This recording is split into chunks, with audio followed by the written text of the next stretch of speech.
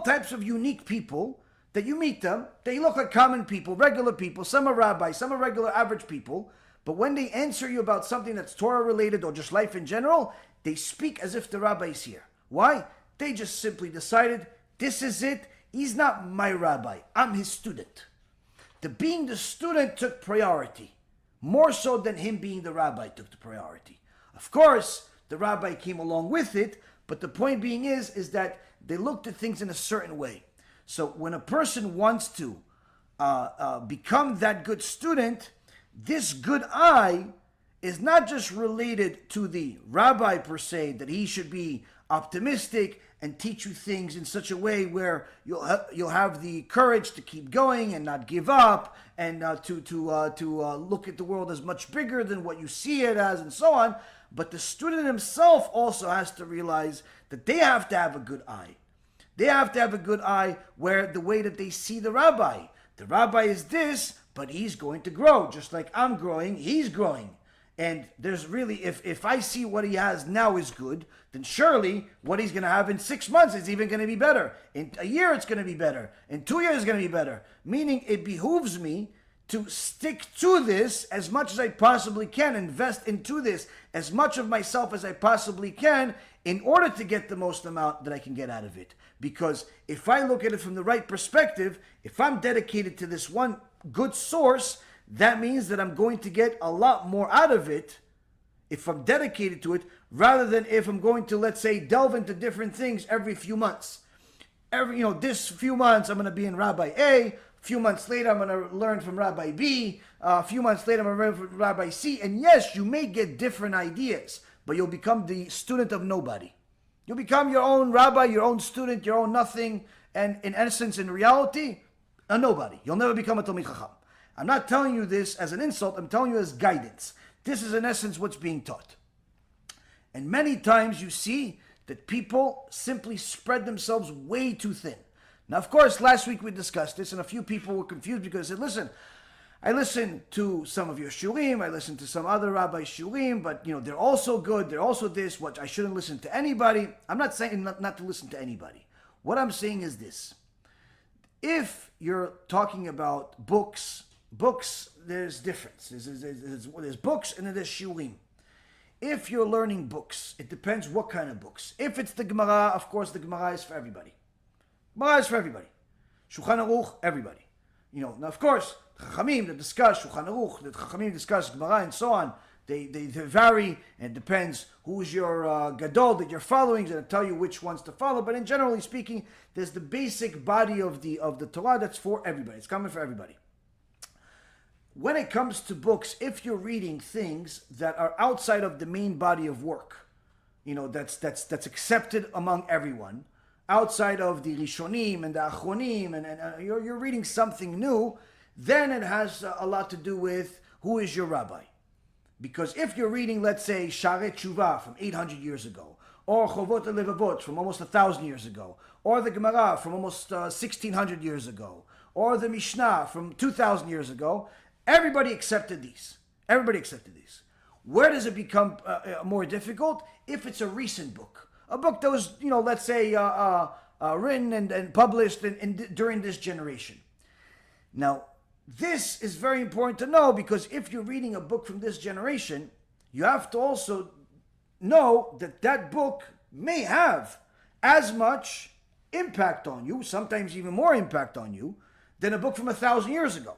Why? Because you can perhaps connect with that rabbi that is that's still alive and learn more from him. This is good, or this is good, and it could also be bad. Why good and it could also be bad? If it's a real good rabbi, good Talmid Chacham, then it's good because you can learn more from him. And he's going to bring you more of a clarification of what happened 1,000, 2,000, 3,000 years ago. If it's a bad rabbi, then unfortunately you're in a trap that you may have a very hard time getting out of. Some people have written books, and these books are completely heretical for the person that knows what they're talking about. They see this book, and they know there's only one definition to this book, which is heresy. The average person reads the book, and they see, wow, this is such a loving rabbi. So, of course, this is a very serious problem. Why? Because if you go attend this loving rabbi that's a heretic, that you don't know he's a heretic, you attend his lecture, you fall in love with his teachings even further, and it becomes much, much more difficult to get out of that trap, even after somebody tells you. Why? Because you're already committed to it. You've invested into it. So that's the first thing. No, when it comes to books, it's very important to focus on books that have been accepted by the Gedolei Ador, and not just by you, and not just by his publicist, and not just by the Amazon store that's recommending it. There is some serious askamot, serious rabbis behind it. It's mentioning sources from many, many years ago. It's not just his own individualistic thoughts and his own insights that may or may not hold water. So that's one in regards to books. In regards to listening to rabbis, it all depends on who's your rabbi. If you have a rabbi, then you should make sure that you literally consume any bit, if you really want to be somebody's student, you consume any bit of information that this rabbi disseminates to the public or to anybody. Literally, the more you want to cleave to your the more you want to literally just be like a shadow. Wherever he is, you're like a shadow. Wherever he is, wherever he says something, you're there. You're writing down notes. You're recording. You're doing whatever you can to get this information into your brain, into your heart. Whatever you can, you do it. That's what Talmidei Chachamim do with their rabbi. They literally go even into in Gemara it says, they went even into the bathroom or the bedroom of the rabbi just to learn whatever they could learn. I don't recommend going into any bathrooms or any bedrooms, but you get the point. The point is that today, people switch their rabbis like they switch, their undergarments. Today he's mine, next week somebody else, and that's why they end up to being nothing. They end up amounting to nothing. They end up not respecting rabbis altogether, and they end up thinking that they know a whole lot more than what they do, and little do they know, they actually know less than what they think. So the reality is, the more a person is committed to a certain rabbi, the more they have to be dedicated to all of the work that this rabbi publishes. Now, if this is one of these rabbis, it's a very serious Talmid Chacham, but he doesn't disseminate work every single day. Let's say he publishes one book a year or one book every several years. Fine, no problem. You have to learn from that rabbi as much as you can. Many rabbis disseminate much more than that. They don't just do one book every year or one book every few years. Sometimes they'll do more than a book a year, or they'll just do a books and shiurim. They'll give a shiur, or 2 or 3 a week. You have to make sure that you study those things as much as you possibly can, literally to the point where somebody asks you a question, what did the rabbi say? And you have something to say. Many times I've tested people. They've come to my lectures or they listen to somebody else and I ask them, what'd you learn today? Oh, I don't know, it was good stuff. Okay, great, it was good stuff. I understand it was good stuff or else, you'd be upset. But what did you learn? Can you repeat anything that the rabbi said? You just sat there for a half hour, an hour, 2 hours, 3 hours, whatever you sat there. What did he say? Many times people can't repeat it. Why? Because they listened, but they didn't study. And that's how most people listen to lectures today. Online or in person, they listen, but they don't study. They don't take down any notes. They don't take any things into account. They don't engrave anything. They don't commit anything to memory. They don't even try to. They think that the way the rabbi learned so much is simply because he's so smart that everything he learns, it just flows out of his mouth. No, it doesn't work that way. That rabbi is doing exactly the same thing you should be doing, which is when he learns something, he tries to do whatever he can to commit it to memory, to commit it to his heart. So he'll write it down sometimes, he'll record it, he'll repeat it 1,000,000 times, whatever it is, in order to get it to commit to his life. If you're just listening to Shiurei Torah, even if you're listening to 2 or 3 or 4 or 5 a day, there are some people, I don't know how they do it, what kind of schedules they have, but literally they have 5, 6 shiurim, 10 hours a day they listen to shiurim. Fine, it's good, no problem. But do you know anything that the rabbi said? Like, can you repeat it? Can you give me a synopsis of what was, you listened for 2 hours, what did the rabbi say in 5 minutes? More times than not, people cannot tell you what the rabbi said in 5 minutes. Why? Because it was entertaining. It was like a radio show. It was good. But again, if a person wants entertainment, fine. Be real with yourself. But if you're going to say he's my rabbi, I'm his student, you can't do that. You can't do that. We just, again, the point is not saying this is good, this is bad.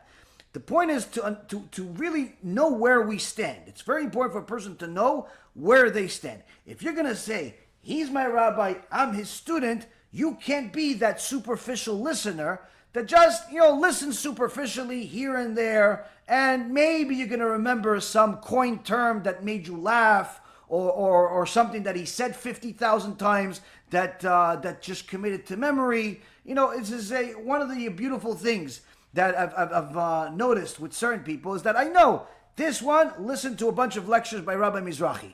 Why? He says anytime he starts a conversation about God, he says, Rabbi, you need to know God, not believe. I know, I've listened to 1,000 lectures by Rabbi Mizrahi or more. I know to know God because he said it 1,000,000 times, and Baruch HaShem, he made that term as literally as relevant as the sky is to the world.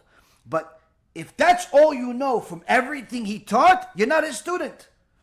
Because Rabbi Mizrahi taught a whole lot more than to know God, rather than just believe. There's a whole lot of other things that he taught. Do you know the other stuff? And the same thing with my students or anybody else, or anyone that calls anybody a student. You need to know that if you're going to be a student, you cannot just superficially listen to people. You cannot superficially just skim through books and just tell people, I have 500 books, 800 books? Yeah, I went through all of them. Okay, can you tell me what each book is about? Not every word, but something. What is this book about? Okay, you send me back. What do you have about that? Oh, no, it's good stuff. Thank you, it's good stuff. What does it have? Oh, it's Musar. Thank you very much, it's Musar. I can see on the cover it says Musar. What else does it have? Can you tell me anything? If you can't tell the average person anything about anything, then again, you're wasting time. You're killing yourself because you're doing the work, but just short. Just short. You could do a little more. Yes, it requires a whole lot more effort, but it's worth it because then you can actually start growing and not stay in that same place that you've been in already for 5 years or 10 years or more. So to be that student requires a person to invest a whole lot more. Now, to continue on that issue of as far as, okay, so you listen to this rabbi and you want to invest more and more time to listen, to study, fine. What time do you have for other rabbis? Can you still listen to other rabbis? The answer is yes, but so long as anyone else that you're going to listen to is not going to take the time that you have to listen or learn from your rabbi, whether he be a local rabbi from your shul or your yeshiva or your kollel or whoever it is. If any of those other rabbis that you like to listen to are going to conflict with your commitment to what you have to learn, then you can't listen to them. Why? Because again, if this rabbi produces a new shiur every single day, there is no way you'll have time to listen to anybody else. Even if you study, if you're all day, there's just if you have a serious Talmid Chacham that teaches every single day, it's simply not possible to have enough time for most people, at least at work and have a busy life, to have enough time to go and listen to somebody else. Why? Because you have to analyze every shiur. You have to study everything. Now, if your rabbi only has one shiur a week, and it depends what level your rabbi is, if he's a gadol, if he's a this, where he is, how complicated the shiur is, then yes, probably you will have time to listen to other people. But again, how much of your heart and your effort and your time do you want to dedicate to other things also depends on what they're also teaching. If they're teaching things that are conflicting what your rabbi is teaching, you can't listen to them. If they have a completely different strategy altogether than what your rabbi is teaching, many times you can't listen to them also. Why? Because it'll create confusion. And the last thing you want is to have confusion. Confusion in Hebrew creates a doubt. Doubt is safek. Safek has the same gematria, same numerical value as Amalek. Anytime a person has this safek, this confusion, this doubt, they literally have Amalek inside them. And many times people create their own Amalek as a result of them simply not knowing how to be a student. They want to listen to everybody all the time because it's all interesting. And you're right, they're all interesting and they're all smart and they're all great and they're all amazing, but they all can't be your rabbi. So you have to, first and foremost, have to have a priority. Determine, which one of the rabbis that you listen to or learn from, or whatever it is the best for you. Dedicate all of the necessary energy on this particular rabbi and grow with him as much as possible. Pretty much, so long as he's in the world producing new Torah, you're in the world learning new Torah. If there is anything more left, time meaning, and then you can go and delve into other things, so long as they don't conflict with your priority. If you do anything else other than this, many times you'll stay frum, but you won't become a Talmid Chacham. And this all depends on whether a person wants to become a Talmid Chacham, whether they actually want to grow spiritually, whether they want to grow in Emunah, grow in Bitachon, grow in things, or they just want to, stay alive and, not become some murderer of themselves or of other people.